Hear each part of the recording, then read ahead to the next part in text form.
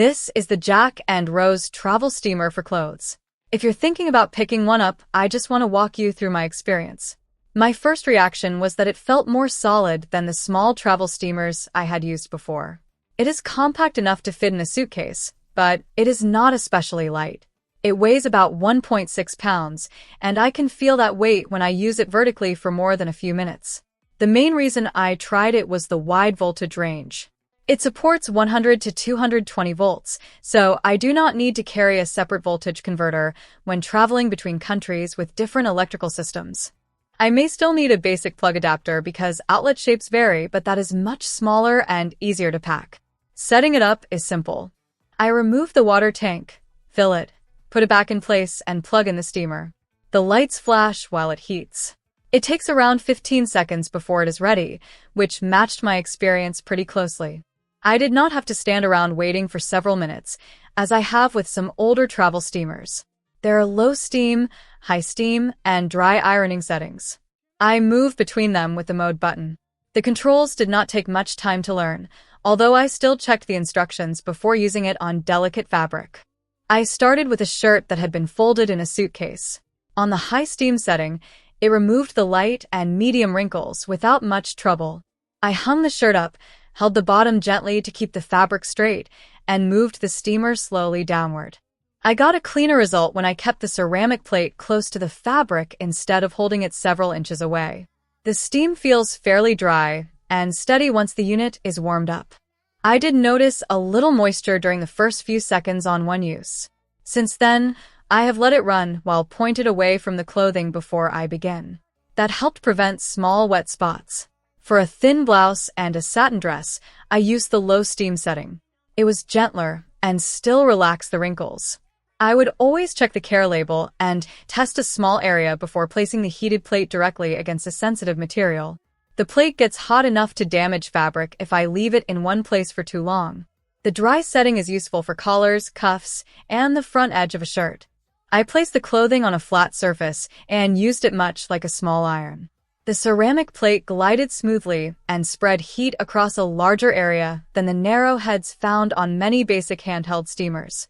It still does not fully replace a regular iron for a large load of laundry, but it works well for small touch-ups. I also tried it on heavier cotton and denim.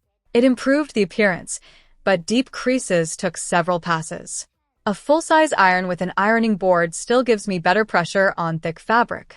I see this model as something for travel, quick morning use, or a few garments at a time. I would not choose it for pressing a full basket of clothes. The water tank is one of the main limits. It is small, which makes sense for the size, but it empties fairly quickly on the high steam setting. I can usually work through a few light garments before I need to refill it. The exact number depends on the fabric and how slowly I move. If I am steaming several shirts, stopping to add water becomes a little annoying. I use distilled water because mineral buildup can block the steam openings over time. Tap water may be fine in some areas, but I have had white residue appear in other steamers when using hard water. Distilled water is a simple way for me to reduce that problem, especially if the unit will sit unused between trips. The power cord is longer than I expected. That has been helpful in hotel rooms where the outlet is not close to a good place for hanging clothes. A cordless model might look more convenient, but I prefer not having to wait for a battery or charging base. The rotating head also makes it easier to change between vertical steaming and flat ironing. It lets me find a more comfortable angle around sleeves and collars. The movement feels controlled, though I make sure the head is locked into position before pressing it against anything. One concern I had was where to put it while it was hot. It does not have the same stable upright position as a regular iron. I keep the heat-resistant resting plate nearby and place the hot ceramic surface on that. I would not put it directly on a table, bed, or hotel counter. The automatic shutoff adds some reassurance. It shuts down after sitting idle for about 10 minutes, and it also has protection for when the tank runs dry. I still unplug it when I finish. I let it cool completely before emptying the tank and packing it away. I have also noticed that the pump makes an audible sound while producing steam. It is not a quiet device. The noise does not bother me for short sessions, but it is more noticeable than a standard dry iron. If the unit starts spitting very hot water rather than producing steady steam, I would stop using it, let it cool, check the tank connection, and contact support if the problem continues. Compared with smaller travel steamers I have used, this one heats faster and gives me the option of pressing fabric with a ceramic plate. The trade-off is that it feels heavier and takes up a little more room. Compared with a regular iron, it is easier to pack and use on hanging clothes, but it does not have the same weight or pressure for thick materials. I think it makes the most sense for someone who travels often, wears shirts or dresses that wrinkle in a suitcase, and wants one device for steaming and light ironing. It also works for quick touch-ups at home. I would look elsewhere if I mainly needed to press denim, heavy cotton, or a large amount of clothing at once. My experience has been positive for the way I use it.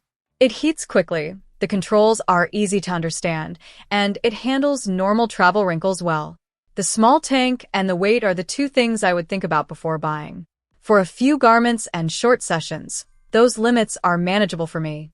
If you have questions about setup, fabric types, or how it works during travel, leave them in the comments. Thank you for watching.